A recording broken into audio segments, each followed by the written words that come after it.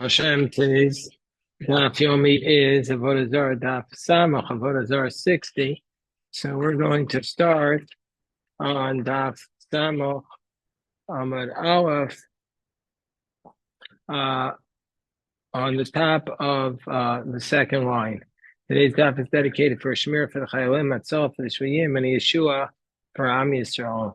So the Gemara was discussing a case where there was a spigot of a barrel that broke, and the idolater stuck his hands right next to the barrel and stopped the wine from pouring out.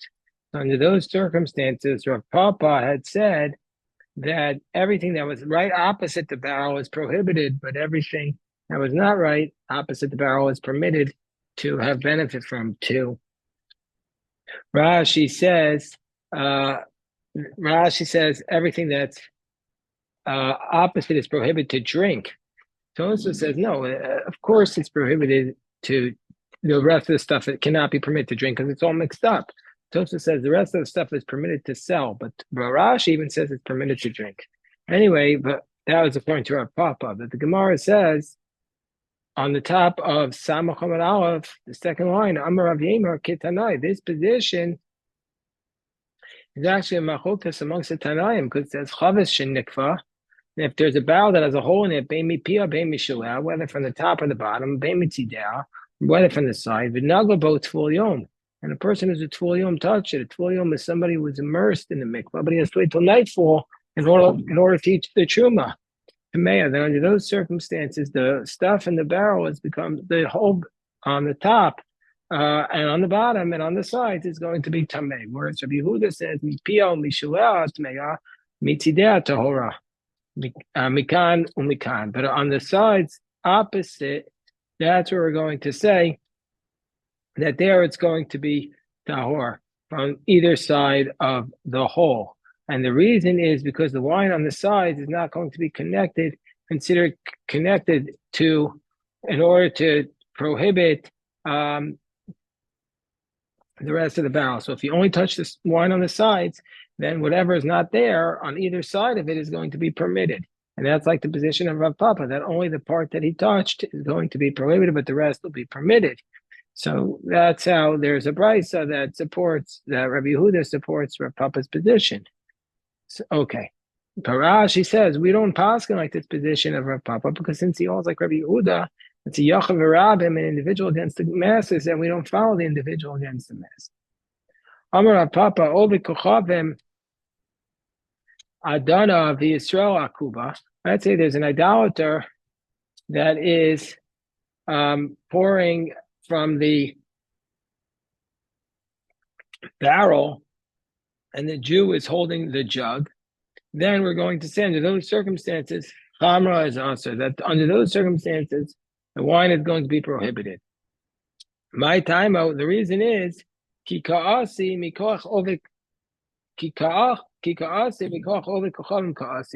It's coming from the force of the idolater. The idolater is pouring it. It comes from the force of the idolater, even though he doesn't touch it. But Yisrael, Adana, but let's say that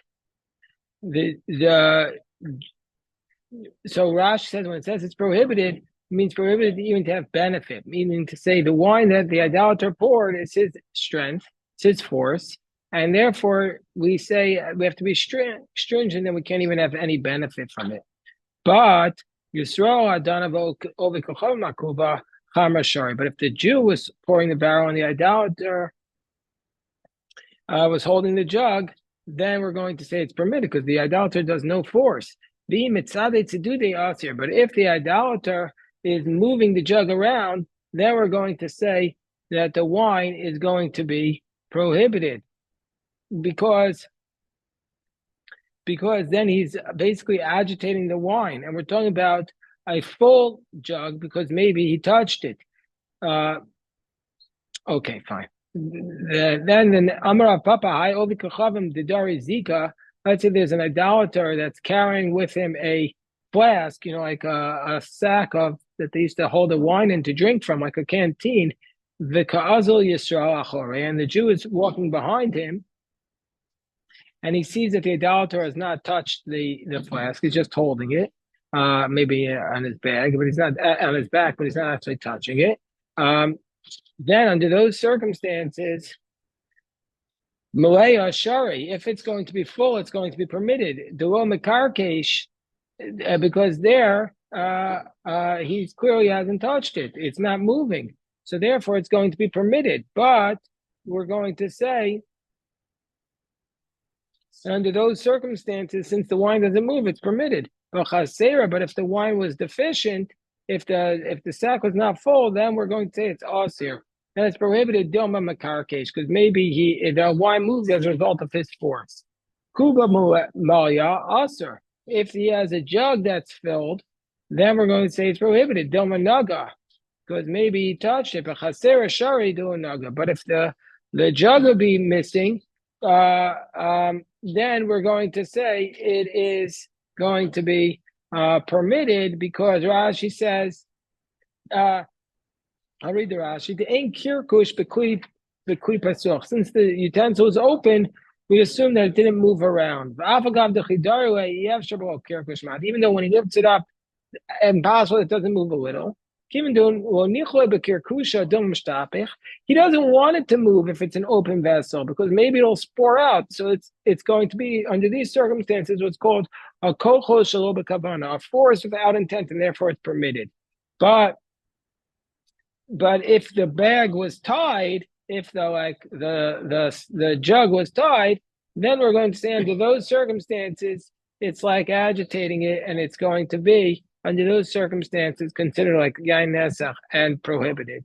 So now the Gemara says, we're on 68 towards the bottom. The Gemara says, Kubam.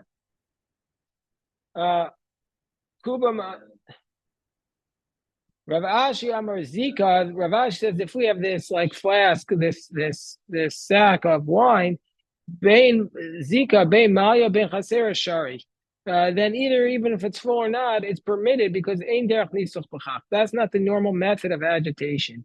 But if it will be a jug that's full, then you have to be concerned that he touched it when he put his hand on the lips. Then on the rim of it, Rav Ashi would say it's prohibited. Rav Ashi would say it's prohibited. So now the Gemara says, Ma'atzra Zaira. Let's say you have a press. Rashi says this is a wine press that you don't actually step on it with your feet, but what you do is you press it down with a beam. And so the beam is what crushes it.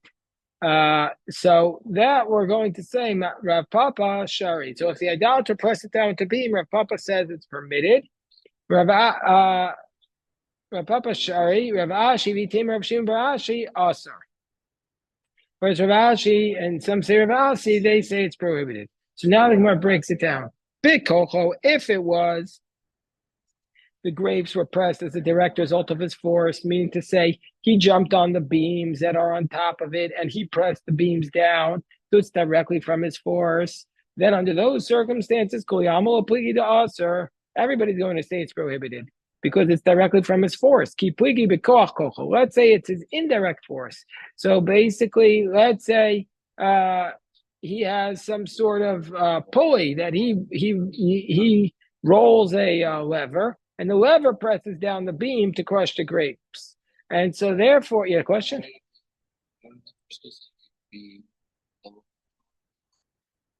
No, he jumps on the beam and the beam presses the grapes.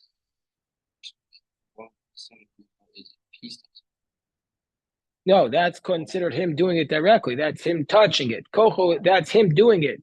As opposed to kocho, his force is if it's indirect. So he presses it. But now you have kocho, the indirect of the indirect, is where he, let's say, pulls let's say he rolls a chain, and the chain or a screw, and the screw presses the beams down. So that's where there's an argument. But kipligi b'koach kocho, where it's the koach kocho. Ikadamri, some say b'koach kocho, kuli amo pligi d'shari. If it's koach kocho, everybody would say it's permitted. Kipligi b'kocho. Where is it dispute by kocho? Where is it a dispute? Where it's his direct force. That's where some say it's permitted, some say it's prohibited. There was a case where it was koach kocho, but also Rav Yaakov min Arpakod. Rav Yaakov says it's prohibited. Next case, the ifkaya, there was a barrel that broke open. What orka? it broke up by its length.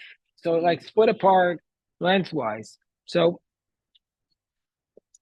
Idri Hahu Over Kochavim, there was an idolater there who thought he was going to be a hero. He jumped in, Chavka, and he like embraced it and he held it together. And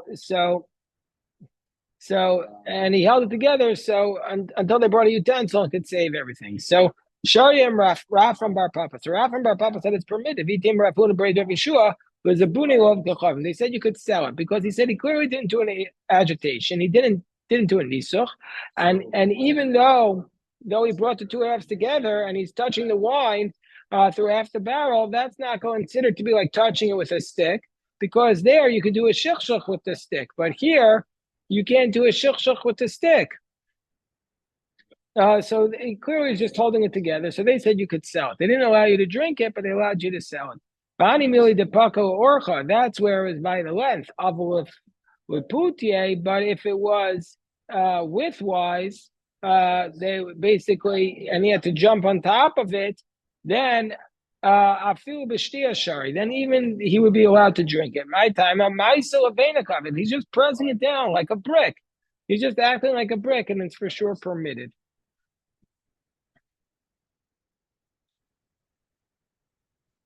There was an idolater that was standing in a wine press and of a Jew, and there was no wine there, but there was just like some moisture that was coming from the wine, and Amar Ravashi ika if the moisture was enough that he could then take that moisture and put it on something else and it would be moist, then since the idolater touched it while it was liquid, he made the whole wine press not kosher. Bayadacha requires it to be washed out by niguv, and also requires under those circumstances that it's dry, meaning to say you need to put dirt there to dry it, and afterwards you put water, and afterwards earth, and you wash it out. Otherwise, if it wasn't so moist, you just need to wash it out. You don't need to dry it.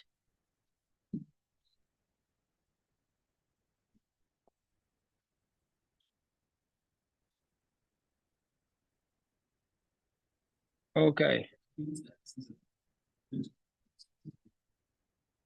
So now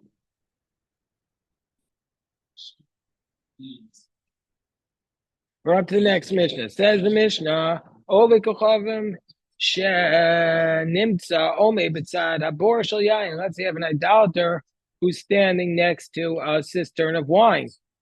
Im Yesh Lo Mal Velav. Let's say the idolater has a loan upon that wine. Asur. If the idolater has a loan against the Jew, then we're going to assume that the wine is prohibited, because we say that the idolater would not have been afraid to touch it, because he's in the position. Even if he says to me, "What are you doing with my wine?" he'll be of the position to say that, "Listen, it's just taken in place of the money you owe me." So therefore, he's not going to be afraid to touch it. So therefore, you can't drink that wine.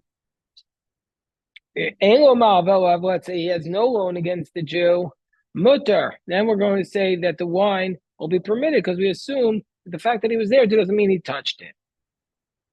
Let's say he fell into the cistern and then he went up from it, or madadu bekana, or he measured it with a reed, or hitis esat sira bekana, or let's say he killed a tzira, which was in yesterday's parasha, that God is going to send the tzira upon the idolaters. Tzira is like a hornet or wasp, but in the parasha it says that in the Rashi in yesterday's parasha it says he makes them blind or makes them impotent. So let's say he killed a tzira that was on the wine with a stick. Or the wine was frothing and he knocked it down with on top of the barrel with a stick. All of these things actually happened. They said you're allowed to sell it, you're allowed to get benefit from it. The wine can be sold, but you can't drink it. Whereas Rabbi Shimon allowed you even to drink it, since the guy clearly did not intend with his actions to do a nisuch on the wine. Let's say he took the barrel, uzarka bechamaso labor, and he threw it in his anger into the cistern. This matter came from Chachamim. They said it could be drink because throwing it does not prohibit the wine because you can't do libation with the wine that by throwing it. Amar Shmuel says that which we said that if the guy has a pledge against the Jew for money that he can drink from, that the wine becomes prohibited. That's only if the pledge is against that specific wine. That's where it's permitted. But if it's not against that specific wine, it's not going to be prohibited. Meaning only if it was against that wine do we assume that he might have touched it. And indeed, Amar Rav Ashi, Masniza Nami Deka, Degnan, Amatar Yenu Sha'ol Kochavim. Our Mishnah says, this is the Mishnah, God willing, on tomorrow's daf. It says, Amatar Yenu Sha'ol Kochavim. Somebody who basically was pressing the grapes of a guy in order to make them wine kosher, in order to sell them to a Jew, and he didn't yet give the money to the guy until the guy will sell it to him later, then he'll give him the money. But no snow, and when he sells it, and before he sold it to him, no snow burshu. So the Jew leaves the wine in the domain of the guy. And the guy says, I already got your money from you, meaning to say, I owe you money for this wine, or meaning to say, you owe me money for this wine. So it's like he has a pledge directly on that wine. Then, under those circumstances, it's as though the Jew paid him because I'm not going to stop you from taking out the wine whenever you want. Mutar. Then under those circumstances, it's permitted because the guy cannot stop the Jew from taking the wine. And it's as though he gave him his money, and it's like the wine of the Jew. But if the Jew will want to take out the wine, and he's not going to let him take it out until he gives him his money, this was an incident in Beit Shan, and they prohibited it because he has a pledge against that wine, and that's why, and therefore it's like the wine was pledged against the debt. And so therefore the guy will not be afraid to touch it because he'll say, if the Jew will make a claim against me, he'll say, okay, it's mine.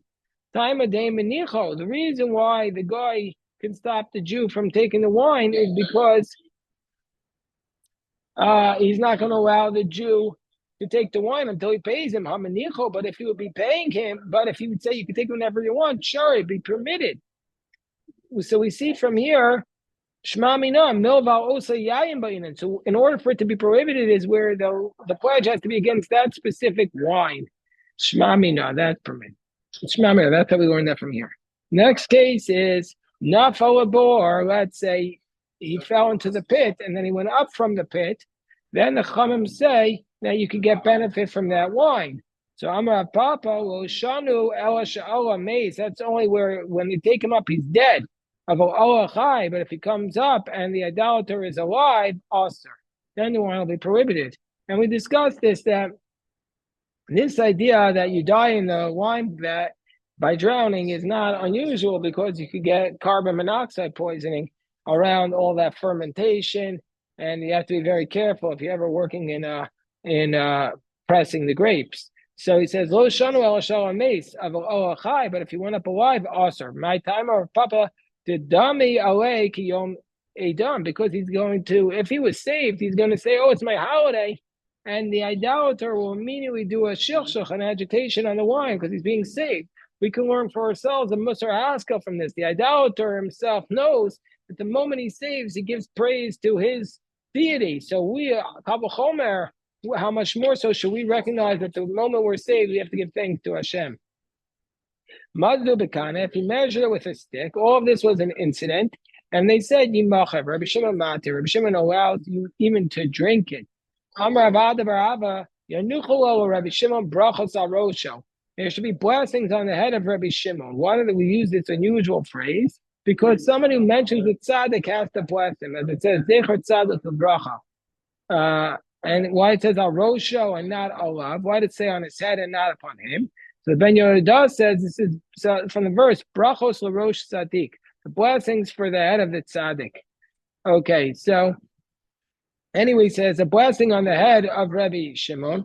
Kishu matir afilu b'shtia. When Rabbi Shimon allows it, he even allows it to be drunk. Kishu oser afilu b'ana.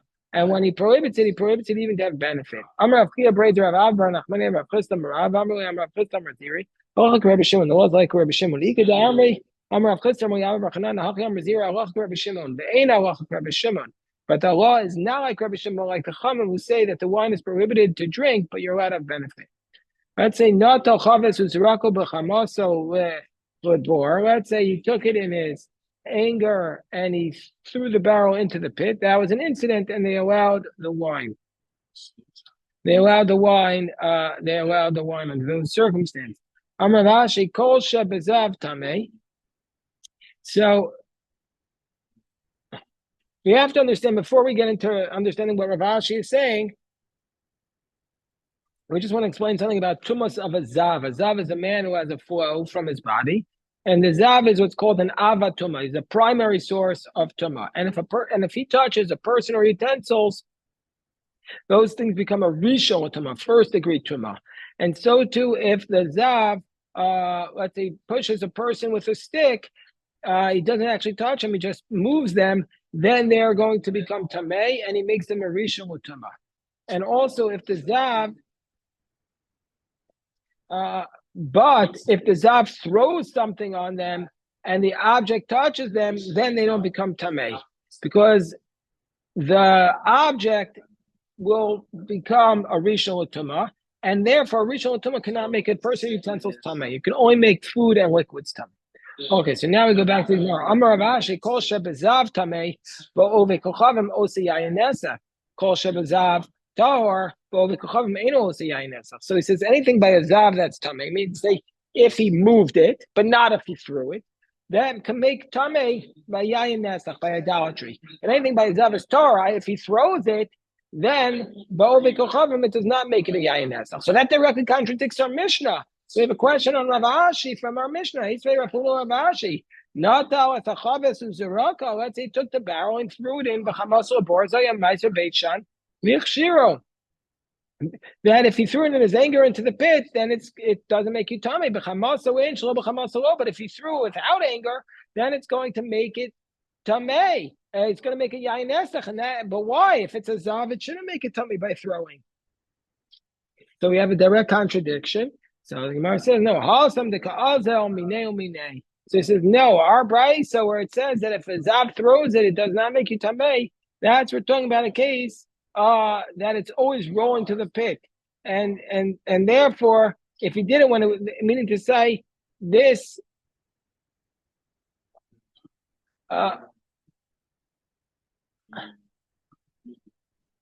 so therefore, since it didn't go in its anger, then therefore, if he did it without anger, then it's going to be prohibited, because then we're concerned that he actually touched the wine. But if he did it with his anger, it's permitted, because when the barrel comes near the pit, he wouldn't be holding it, but he would have thrown it. And so therefore, since he threw it, immediately became angry, and now there we don't have to be concerned that he touched it. Okay, that's today's daf. A big shkoyach, and we'll stop here.